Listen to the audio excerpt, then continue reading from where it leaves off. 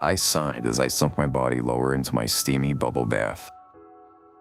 Today has been a day, and this lavender and eucalyptus bath was much needed. I lay my head back and closed my eyes as I relaxed. Suddenly, my eyes popped open at the sound of knocking. I sat there listening, reluctant to leave my oasis. When I didn't hear anything, I closed my eyes again. Not even 2 minutes later, I heard the knock again. This time, I was fully alert. This time, I realized it wasn't at the door. It was coming from beneath the tub. Right when I was going to stand up, the tub gave way and I plunged into darkness, and after the splash of the water hitting the ground, silence.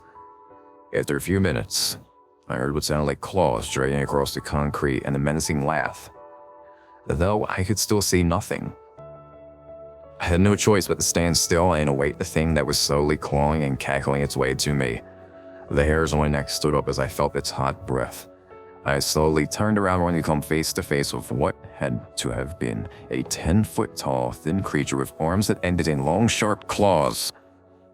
Its mouth turned up in an unnaturally wide mouth and sharp teeth, but what stood out the most were its red, glowing eyes. This has to be a dream, I thought to myself, right as it opened its mouth to say, "This isn't a dream. Didn't they warn you about falling asleep in the tub?" It questioned. I was frozen in shock, unable to speak. "You're mine now," I said as I felt its claws sink into my skin. I closed my eyes, choking on what had to be blood. When I opened them, though, I was on my bathroom floor, surrounded by paramedics. As my vision cleared, I noticed the worried face of my best friend. With a sigh of relief, she said, "I came home to see you submerged in the water and called the paramedics and pulled you out." "A few more seconds and you would have been a goner," said one paramedic.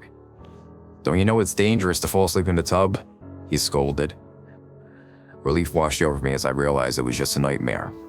"How'd you get that scratch?" my friend exclaimed. I looked down and stared in horror as I noticed long, deep claw marks going down my arm. I awoke in the hospital after apparently passing out. I glanced at my arm to see it bandaged up. Did I imagine everything?